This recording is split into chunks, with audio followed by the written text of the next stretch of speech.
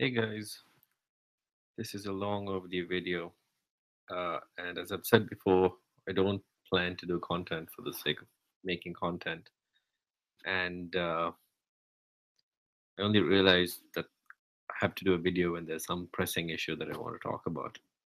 And this came up while watching a video of another YouTube channel recently, and then a few comments that I've had on my channel as well, and that is Rolex versus Omega, and specifically about the value that Omega has when compared to Rolex.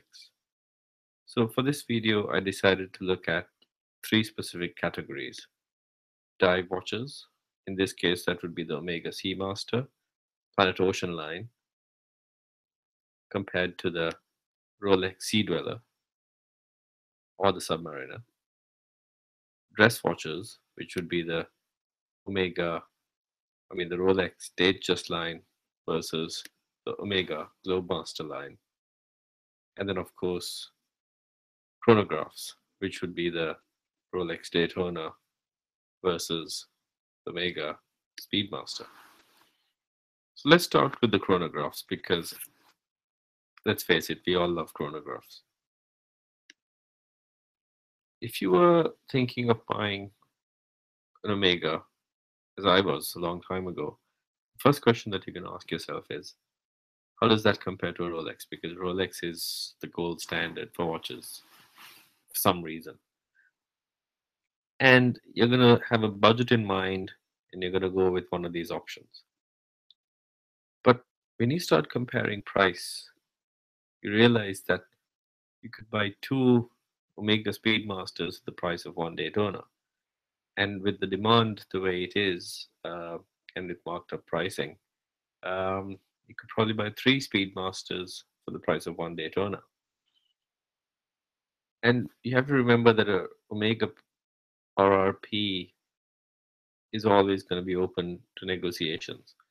Um, I would say most Omega retailers would have some kind of negotiation potential of around 15, 20, possibly even 30 plus percent.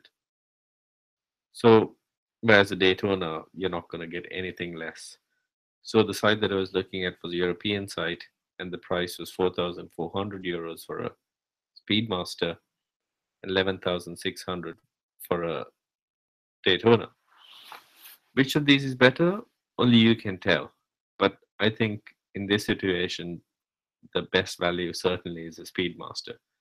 You're getting a watch that you could swim with if you really wanted to, but definitely not recommended for swimming with chronograph pushes like that.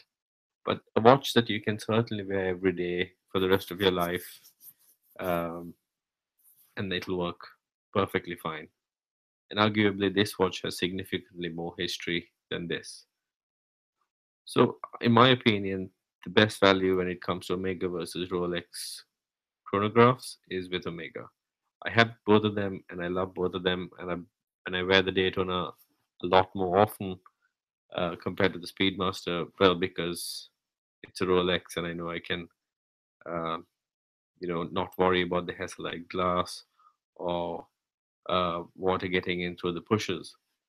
But if I had to choose one and I had limited amount of money, I'd certainly say go for the Omega Speedmaster over the Daytona. Next up is the category of dive watches. Again, the price difference is significant. If you wanted to get a 43 millimeter, a large, big size dive watch with good depth rating that you really want to take swimming, play, have water sports, experiences with, you're going to have to compare the Planet Ocean to the likes of the Sea Dweller or the Submariner.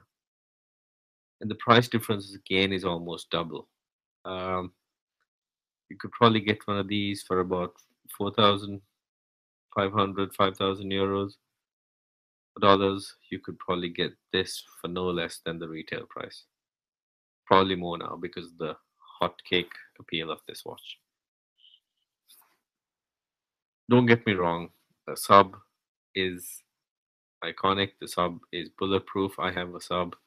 I used to have a beautiful Planet Ocean chronograph, which I regret selling. Um, they're both amazing watches. But again, if you had to choose value for money, I think a Seamaster Planet Ocean can't be beaten. You can get these on amazing rubber straps. The rubber strap feels like no other rubber strap that I've had before. Um, and I really do regret selling that watch because it was extremely comfortable. Unfortunately, I think that was 46 mil or 45 something mil, and it was too large on my wrist, so I had to get rid of it.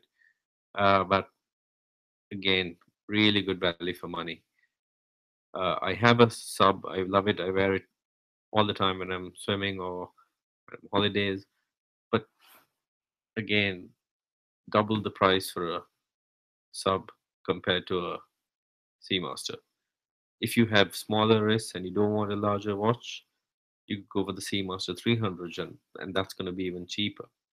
So, in my opinion, for the dive watch category, best value for money, Omega will win.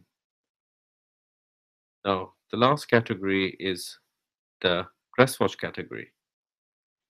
And strangely, when it comes to the dress watch category, which is arguably Omega's weakest category, because if you think of Omega, you think of the Speedmaster and the Seamaster. For some reason, Omega is not as competitive as Rolex. This is the 39 mil Constellation. Now, this is an amazing movement, possibly one of the most impressive movements this year, last year. The Meta certified master coaxial movement. So I understand that there's going to be some R&D costs into this watch, but this watch is 6,600, and the Rolex Datejust 41 is 6,900. Sure, this probably will be sold at about 30% discount, so it does become very competitive. But just looking at RRP alone, this cannot, this watch can't win over the Datejust because the Datejust just wins.